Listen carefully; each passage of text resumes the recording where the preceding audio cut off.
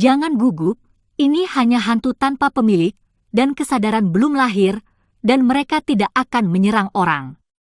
Xiao Yan secara vokal memblokir tindakan Le Xiaolong.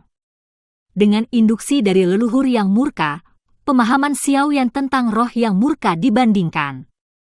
Saya tidak tahu seberapa dalam itu sebelumnya. Hanya saja Xiao Yan tidak bisa mengetahuinya. Roh peninggalan kuno yang tersisa belum membentuk kesadarannya setelah bertahun-tahun yang tak terhitung jumlahnya. Apakah itu alasan monumen batu di depannya? Xiao Yan menebak bahwa ada sebaris kata yang mengambang di tablet batu. Kata-kata itu dicap dalam kehampaan. Melihat fontnya, terlihat jelas bahwa kata-kata di luar kuil berasal dari orang yang sama. Orang tua itu mendapat kesempatan di sini, tetapi sekarang dia akan pergi, mungkin dia akan kembali ke matahari, hal-hal khusus akan kembali ke tempatnya, dan mereka yang memiliki kesempatan akan tetap tinggal. Di sini Anda dapat melihat pesan lelaki tua itu, pasti telah melewati 2 ujian pertama. Yang pertama adalah, terima kasih, yang kedua adalah, keberanian. Selamat, kamu memiliki dasar hati yang kuat, dan jalan mungkin akan melangkah lebih jauh di masa depan. Jauh. Tes selanjutnya adalah tes ketiga dan terakhir. Saya harap Anda menjadi orang yang nyata dan mendapatkan kesempatan ini. Zhen Ni benar. Pemilik candi tidak menyakiti orang lain, melainkan hanya untuk menguji keberanian mereka yang ditakdirkan. Setelah membaca kata-kata ini, Xiao Yan dan keempatnya merasa bahwa mereka sangat dekat dengan kesempatan itu.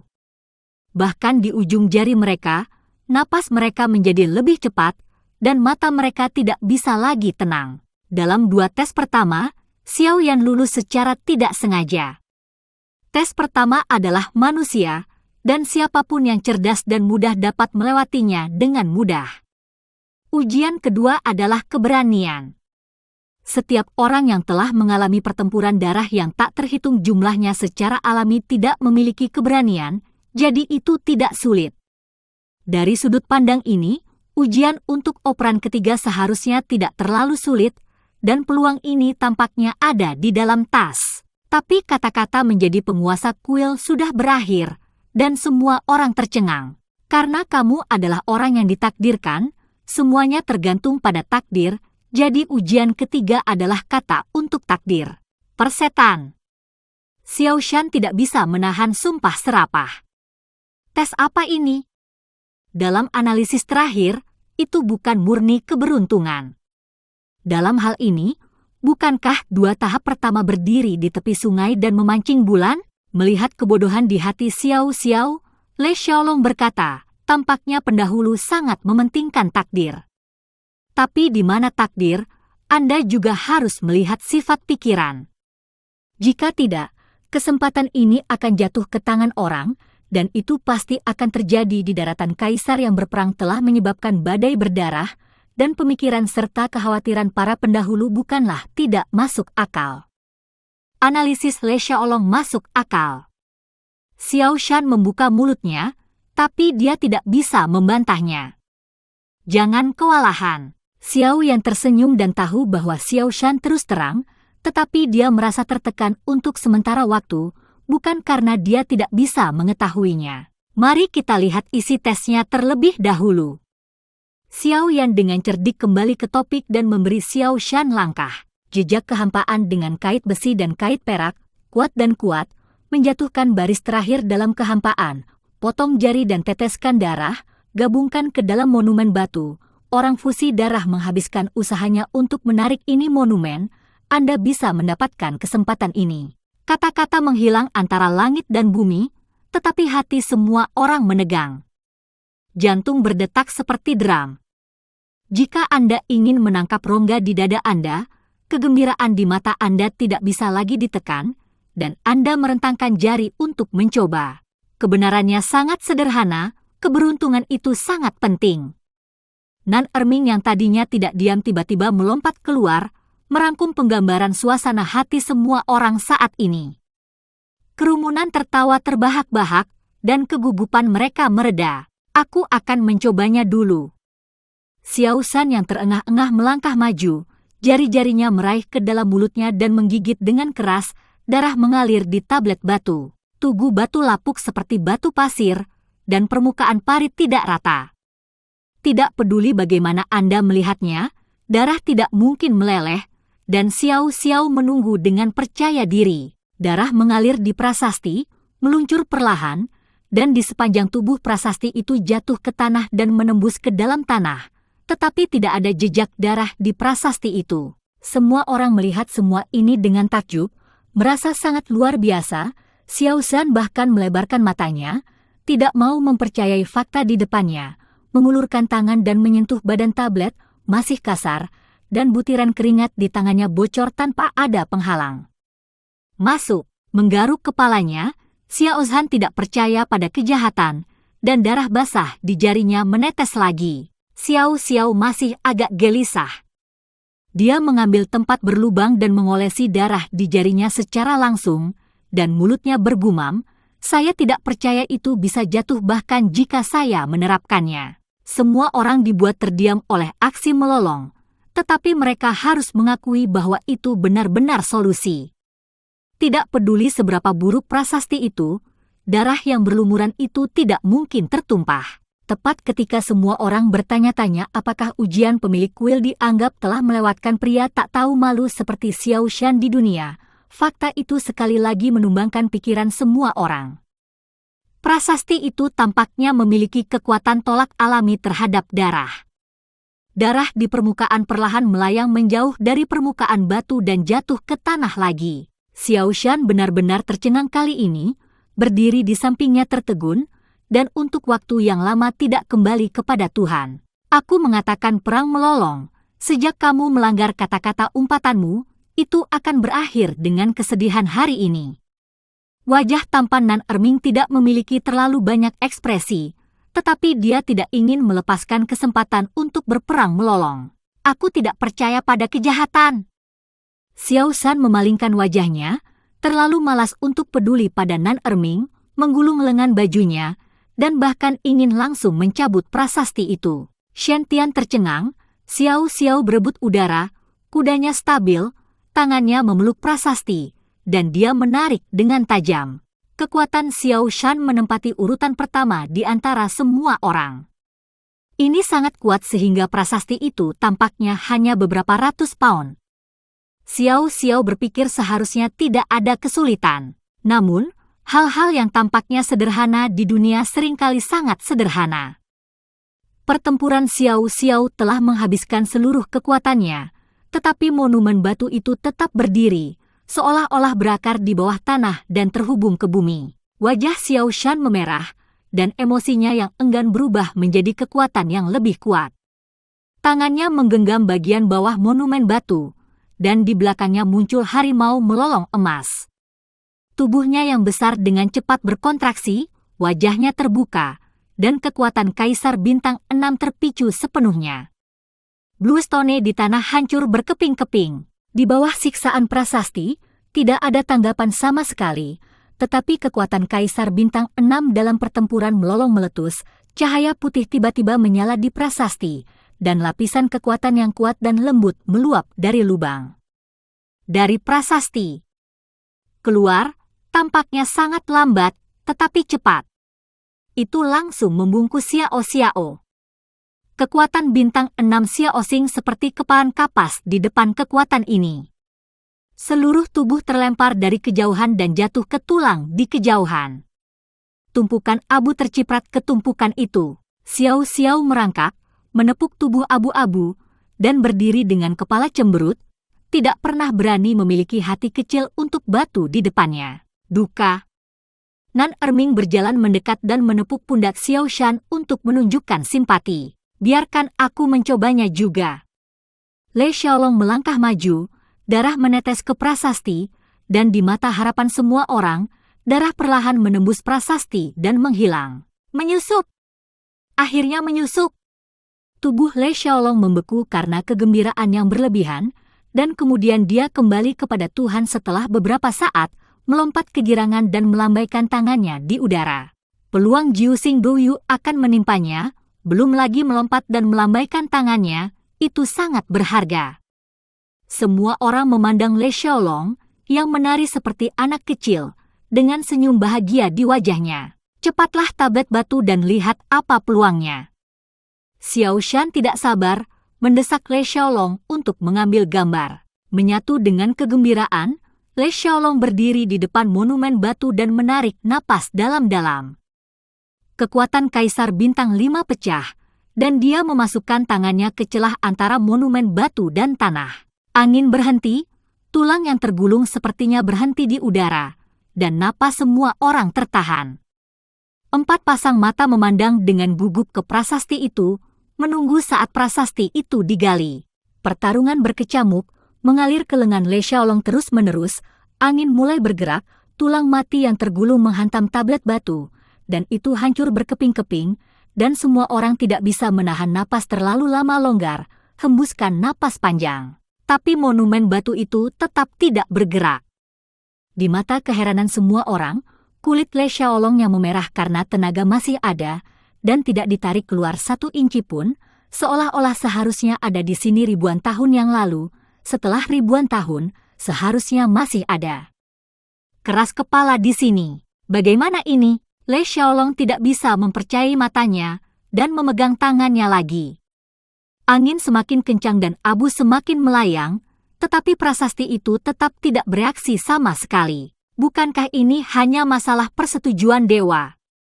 Le Xiaolong tidak dapat menerima kenyataan bahwa dia hampir gila, tangannya tak henti-hentinya, dan semangatnya mengalir ke lengannya dalam gelombang. Realitas kejam selalu tidak bisa diterima. Le Xiaolong duduk di tanah dengan frustrasi, mengepalkan tinjunya, dan bersandar lemah di tanah, bertanya-tanya mengapa. Ayo kita coba, kata Nan Erming. Jika dia tidak mengerti mengapa tidak mencoba lagi? Sesuatu yang tidak terduga terjadi, darah Nan Erming menembus ke dalamnya, dan perlahan menghilang ke dalam monumen batu. Adegan ini mengejutkan semua orang. Le Xiaolong berdiri dengan kuas, menatap lubang di mana darah menghilang, sangat terkejut. Belakangan, Nan Erming juga menjadi tegang dan kelelahan dengan segala kekhawatirannya untuk mencabut prasasti tersebut, namun hasilnya sama dengan Le Xiaolong. Sekarang semua orang tertutup. Apakah ada masalah dengan prasasti karena sejarahnya yang panjang? Xiao yang juga melangkah maju, menunjuk seperti pisau, membuat lubang, meneteskan darah di atasnya. Kerumunan dengan gugup melihat sekeliling ke prasasti, menatap darah merah cerah, dan menyaksikan darah menghilang di prasasti dalam suasana hati yang rumit. Mereka tidak tahu harus berkata apa. Tahun-tahun itu kejam. Kecelakaan dari zaman kuno pasti akan menyebabkan kecelakaan. Sepertinya prasasti itu rusak. Pungkas Xiao Shan. Kesimpulan ini dibuat dengan ceroboh. Le Xiaolong, yang memulihkan keadaan normal, memiliki kemampuan analitis terkuat di antara keempatnya. Darah saya, Nan Erming dan Xiao Xiao dapat menembus, dan saya dan Nan Erming mencoba, meskipun dia tidak dapat menariknya keluar, tetapi setidaknya tidak ada kekuatan antiseismik yang setidaknya membuktikan bahwa prasasti itu tidak eksklusif untuk kami. Dan kamu, darahnya tidak bisa menembus, dan tujuannya adalah untuk menarik prasasti itu kembali ke gempa bumi yang membuktikan hal lain. Prasasti itu eksklusif untukmu. Xiao Xiao adalah ras manusia, Nan Erming adalah ras iblis, kamu adalah ras iblis. Ras manusia seimbang, ras iblis adalah kekuatan jiwa, dan ras iblis adalah kekuatan fisik. Dari titik ini lihat, prasasti itu menolak kekuatan kasar, dan cenderung menerima kekuatan jiwa, jadi kita bertiga bisa melakukannya dan kamu tidak bisa. Dengan kata lain, pemilik kuil pasti ras manusia atau ras iblis, mungkin ada prasangka buruk terhadap ras iblis. Mendengarkan analisis Le Xiaolong, Xiao Yan dan 3 lainnya merasa masuk akal, dan kebenarannya tampaknya benar. Semua orang diam-diam melirik pertempuran melolong, yang dirugikan, dan tidak ingin pergi melihat monumen batu yang menyedihkan itu lagi. Itu membuatku merasa tidak enak. Hanya Lao Zu di antara keempatnya yang dikecualikan, sangat menyedihkan. Xiao Zhan sangat tertekan. Saya tidak tahu apa-apa. Karena instruksinya adalah menggunakan darah sebagai syarat pembukaan, dan orang-orang dari ras dan setan dapat membukanya, mengapa mereka mengatakannya? Xiao Yan bingung dan mengajukan pertanyaan, dan itu membuat bingung semua orang. Di mana? Sepertinya kita semua tertipu oleh senior itu, fusi darah hanyalah fondasinya, dan menarik keluar adalah kuncinya. Le Xiaolong sangat tidak berdaya, memandangi monumen batu itu dengan penuh kebencian, ekspresinya penuh dengan tangisan dan tawa. Kata-kata Le Xiaolong benar-benar menyelesaikan kebingungan orang-orang. Mengingat yang sebelumnya, orang-orang terdiam bersama, dengan sedikit mencela diri sendiri dan mencibir. Hanya Xiao Xiao yang tersisa. Le Xiaolong menatap Xiao Yan dengan harapan di matanya, tapi dia lebih khawatir. Jika Xiao Yan tidak bisa mengeluarkan prasasti itu, akan lebih baik jika dia lari tanpa hasil. Saya tidak bisa mengatakan apa-apa. Cobalah. Xiao Yan merasakan harapan di mata Le Xiaolong, berjalan perlahan ke monumen batu, dan memandangi monumen batu itu dengan tenang.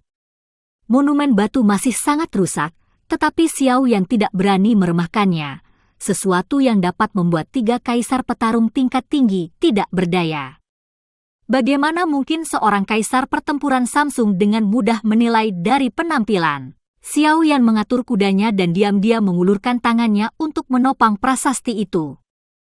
Prasasti mulai dingin, dan perasaan berat di tangannya membuat Xiao Yan merasakan banyak tekanan.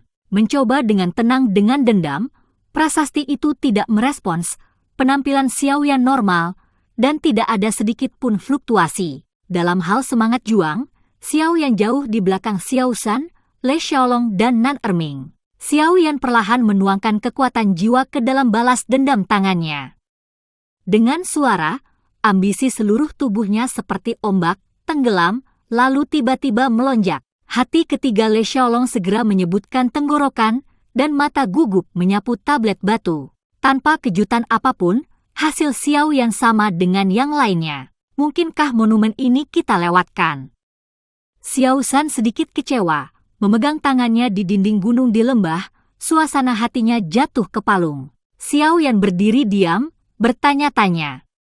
Yang disebut takdir mengacu pada kesempatan untuk mencapai kondisi tertentu yang mungkin berbeda dari dirinya sendiri, atau mungkin berada di tempat yang tepat pada waktu yang tepat. Waktu, tempat, dan tempat mengalami kerugian di lingkungan baru, jadi kamu harus mulai dari dirimu sendiri. Kekuatan dan darah sudah dikecualikan. Apa bedanya? Xiao Yan berpikir keras, sosok yang kesepian itu tampak agak kesepian dengan latar belakang monumen batu, api langit dan hantu. Mata Xiao Yan menyala, seolah-olah ada sesuatu yang telah ditangkap. Ya, seluruh benua-benua, saya khawatir satu-satunya orang yang dapat memiliki kedua hal ini. Xiao Yan melangkah maju, memegang prasasti lagi dengan kedua tangan, api langit di tangan kirinya, dan kekuatan hantu di tangan kanannya perlahan keluar. Tindakan Xiao Yan jatuh ke mata semua orang, dan 3 pasang mata yang berapi-api dan antisipasi dengan kuat mengunci Xiao Yan. Api langit yang berkobar dan kekuatan hantu-hantu ditransmisikan ke prasasti hampir pada waktu yang bersamaan. Setelah beberapa saat, prasasti panjang yang sunyi itu menyala. Ada pintu! Xiao Yan senang, senyum muncul di wajahnya. Namun, jalan terang itu nampaknya berliku-liku. Cahaya dari monumen batu hanya berkedip sedikit, lalu dengan cepat meredup, senyum Xiao Yan berkedip di wajahnya. Tidak mungkin. Barusan ada tanggapan. Semua orang merasa luar biasa. Mungkin ada yang tidak beres. Xiao Yan berpikir sejenak, dan meletakkan tangannya di tablet batu itu lagi. Kali ini, Xiao Yan jauh lebih berhati-hati, hanya perlahan mengeluarkan kekuatan hantu dan menguji respon dari prasasti tersebut. Kekuatan dingin menyebar dan menutupi seluruh tubuh prasasti, tetapi prasasti itu menjadi lebih sunyi. Lihat api langit. Xiao Yan mengencangkan hatinya, mengerutkan kening pada tangannya yang menempel pada prasasti, wajahnya menunjukkan ekspresi yang sangat bermartabat. Api langit biru kehijauan menyentuh tubuh prasasti itu. Prasasti itu tiba-tiba memancarkan cahaya yang menyilaukan. 8 rune muncul dari badan prasasti, dan mereka saling menuntun untuk membentuk api. Begitu kata api keluar, batu-batu di permukaan prasasti itu retak, dan badan prasasti itu bergetar hebat. Xiao Yan sangat gembira, dan dengan sedikit usaha, dia mengeluarkan tablet batu itu, memperlihatkan sebuah gua yang gelap. Saat gua terbuka, cahaya yang sangat lembut terbang keluar, dan kemudian melayang di udara. Semua orang melihatnya, itu adalah kotak batu giok. Kotak batu giok itu semerah api dan sebening kristal, seolah-olah kabut mengalir di dalam batu giok, menghalangi pandangan dan tidak melihat apa yang ada di dalamnya. Xiao Yan meraih kotak batu giok. Dimulai dengan kotak batu giok yang berat, diukir dari seluruh bagian batu giok yang alami, tanpa cacat. Hanya dengan melihat kotaknya saja sudah merupakan sesuatu yang tak ternilai harganya harta karun. Bukankah nilai dari sesuatu yang dikemas dengan harta yang tak ternilai itu tak ternilai harganya? Xiao Yan berpikir begitu. Saat itu, sebuah pesan terlintas dari benak Xiao Yu ke dalam kotak batu giok. Orang tua itu mendapat 3 kebakaran dalam setahun, tetapi dia tidak dapat menelan dan bergabung satu sama lain. Orang tua itu telah menghabiskan ribuan tahun mempelajari latihan yang dapat memadukan beberapa jenis api langit, tetapi tidak ada tindakan balasan di bawah pemikiran keras. Sampai bencana mendekat, lelaki tua itu hanya dapat hidup berdampingan dengan 2 jenis api langit di tubuhnya, tapi mereka tetap tidak bisa saling menelan.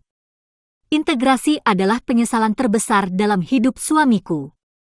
Jadi lelaki tua itu meninggalkan kesempatan besar untuk berdonasi kepada orang yang dicintainya.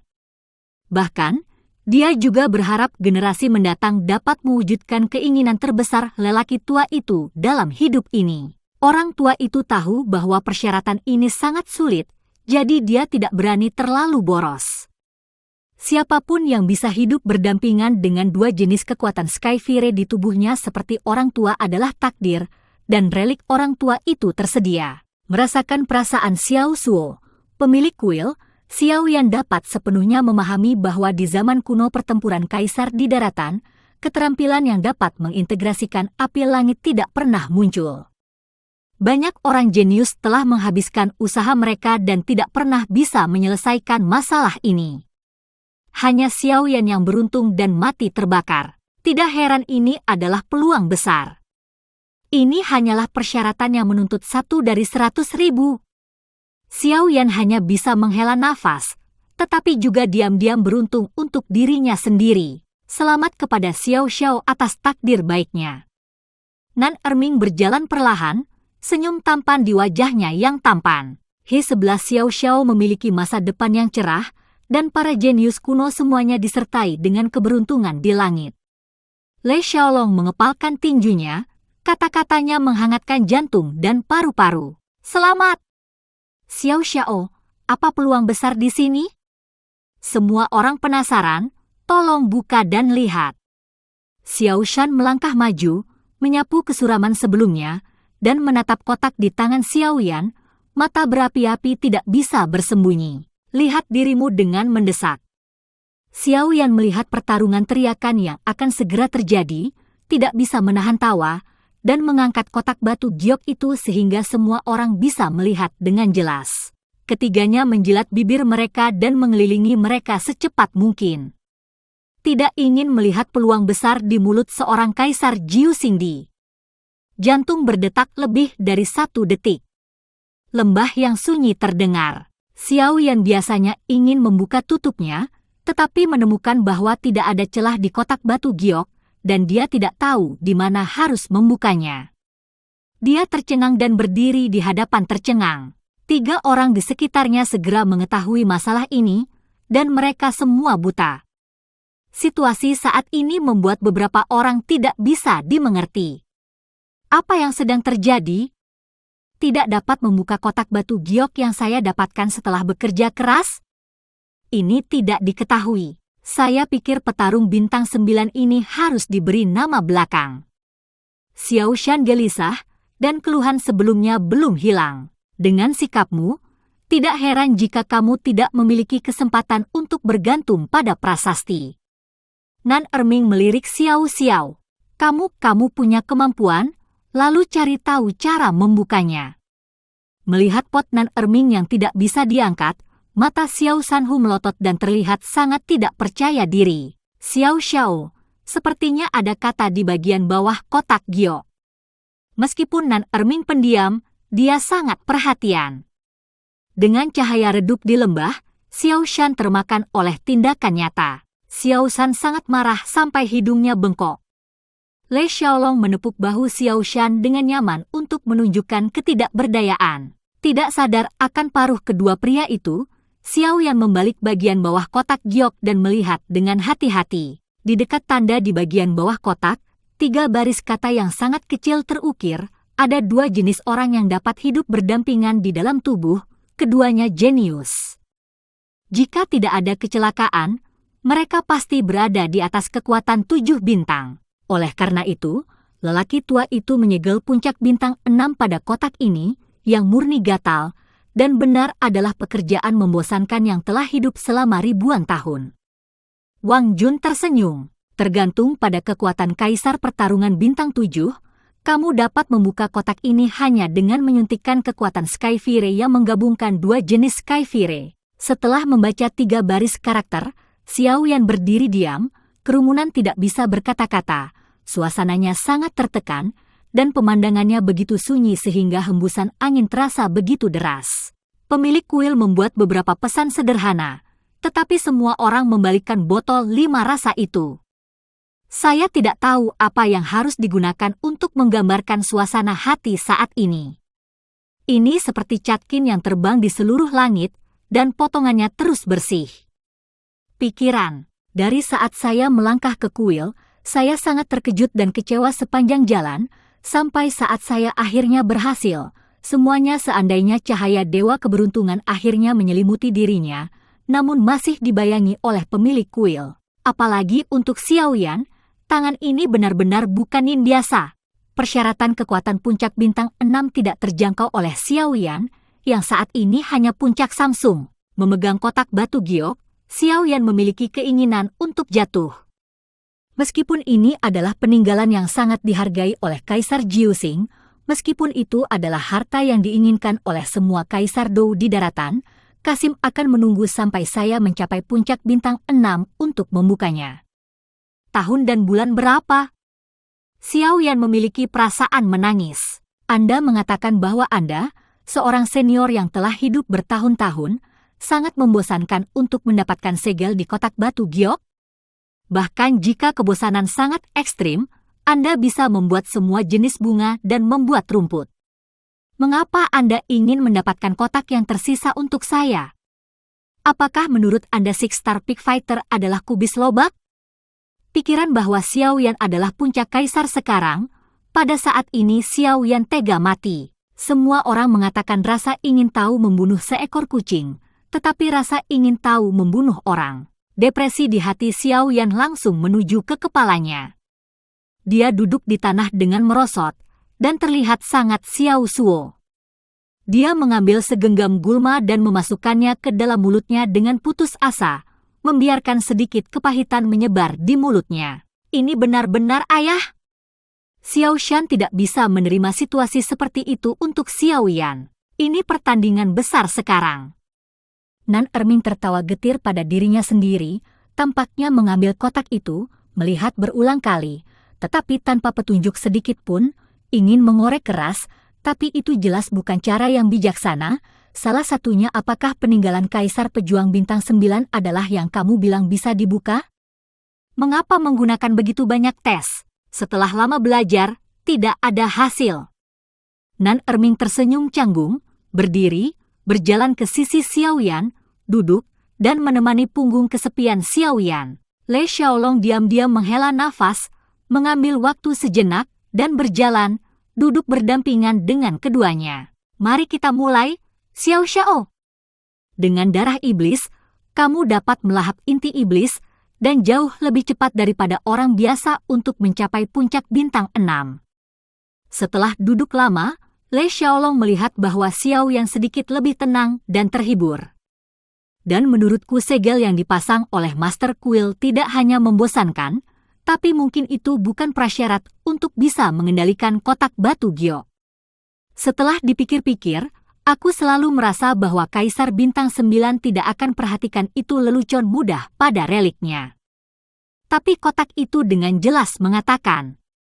Hati Xiao Yan tergerak dan analisis Le Xiaolong bukannya tidak masuk akal, tetapi setelah berpikir 2 kali, kata-kata di kotak itu jelas, Xiao Yan sedikit bingung. Tahun-tahun yang panjang dan kesepian yang tak ada habisnya akan membuat orang mencari kesenangan dengan kata-kata, tapi itu pasti tidak akan memengaruhi mood petarung Bintang 9.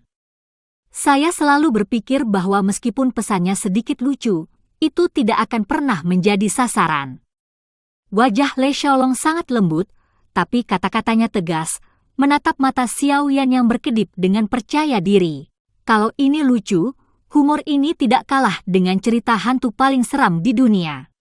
Xiao Yan gemetar di dalam hatinya, mengangkat beberapa telapak tangan putih, dan melihat melalui jari untuk mengetahui apa yang dia lihat, tapi ternyata, Le Xiaolong kata-katanya sangat menyentuhnya. Setelah beberapa saat, Xiao Yan menghela nafas sedikit, berdiri, matanya sedikit tercengang, tapi lebih bertekad. Xiao Yan percaya pada penilaian Le Xiaolong, tanpa alasan lain, itu murni intuisi. Dan, bahkan jika intuisi Anda salah, saya masih harus menunggu hingga puncak 6 bintang untuk membuka rahasia ini. Dalam hal ini, mengapa repot-repot dengan ini?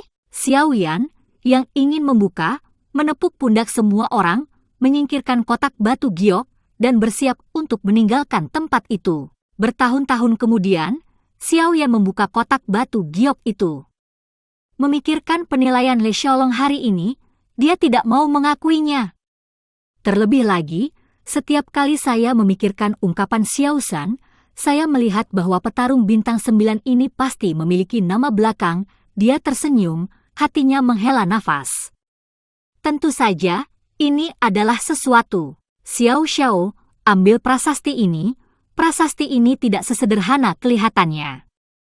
Le Xiaolong melihat Xiao Yan siap untuk pergi, dan buru-buru mengingatkan. Hah! Xiao Yan berbalik dan melihat tablet batu yang tergeletak di abu tanah.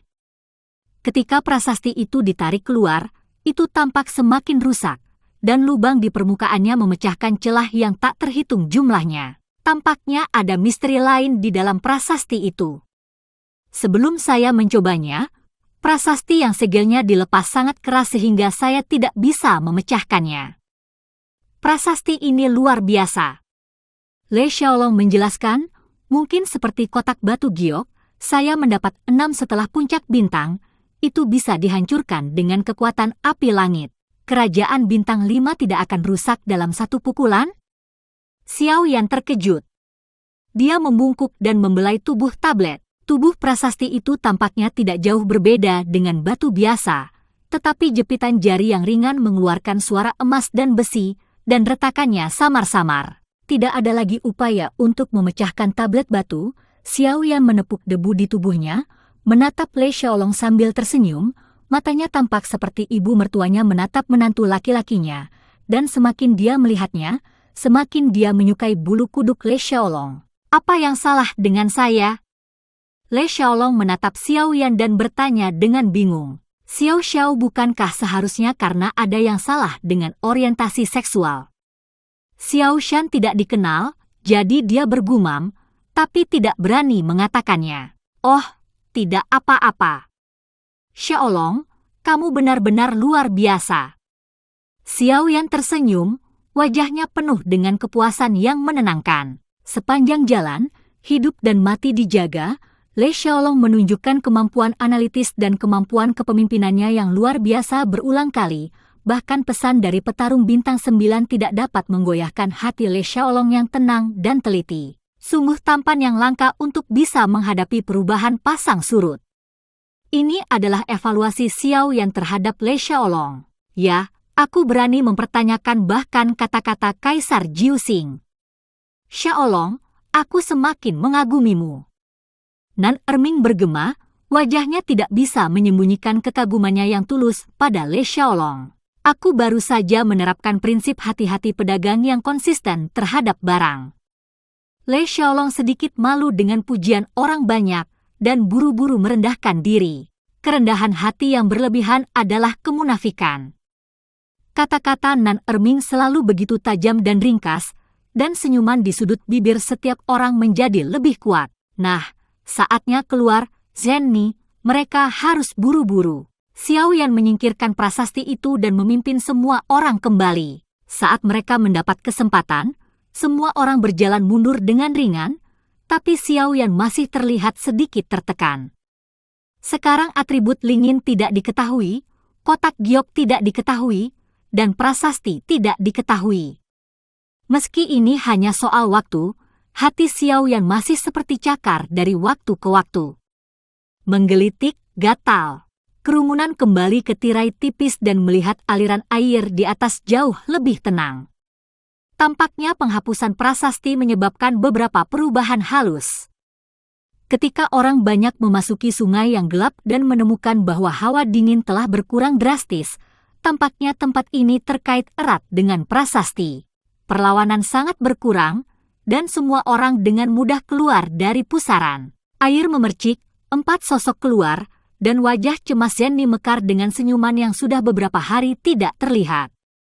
Senyum itu, centil dan tanpa tulang, menjadi 3 angka, membuat tulang seluruh tubuh Xiao Yan menjadi setengah lunak, 1 langkah kaki tidak stabil, hampir jatuh kembali ke air. Rasa malu Xiao Yan membuat Ziying tertawa dan membungkuk.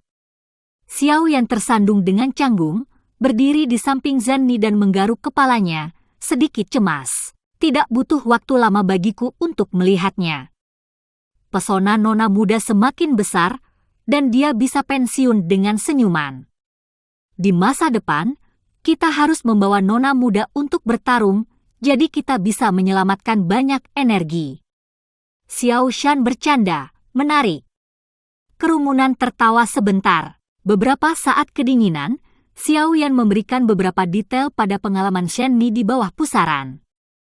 Ketika dia mendengar bahwa dia akhirnya mendapat kesempatan besar tetapi tidak bisa membukanya, semua orang diam, dan Ziying memutar matanya dengan ketidakpuasan. Meskipun ada beberapa penyesalan, sudah menjadi perhatian Tuhan untuk mendapatkan kesempatan petarung bintang 9. Apa yang tidak kami puaskan dan apa yang harus kami keluhkan? Shen Ni mencerahkan semua orang, dan beberapa kata tampak seperti angin musim semi. Disikat, menghilangkan suasana hati semua orang yang tertekan. Betul. Haha, perjalanan ke dunia fantasi ini sangat bermanfaat, dan ini hanya waktunya untuk kembali merayakan pesta. Xiao Yan sangat tercerahkan oleh Zenni, dan suasana menjadi mendung dan cerah, menyapa semua orang untuk pergi. Menyeberangi sungai bawah tanah dan melewati kuil, semua orang dalam suasana hati yang baik, melihat gerbang batu besar di belakang kuil, dengan cahaya rune bersinar di tengah, seperti gerbang cahaya saat masuk. Di dekat gerbang cahaya, ada warna hijau pekat, shamore bergoyang lembut, dahan dan dedaunan yang rimbun mengeluarkan suara, berkicau, tetapi tumbuh-tumbuhan yang terjalin dengan sedikit hitam dan ungu, tetapi telah merusak keindahan ini. Tapi Xiao Yan melihat dengan saksama, matanya langsung menyala. Saat ini, di matanya, hanya ada benda hitam ungu ini, dan dia tidak bisa melebur menjadi keindahan lain. Ini lumut Lingyin. Di mana-mana. Tuhan! Xiao Yan berseru kegirangan.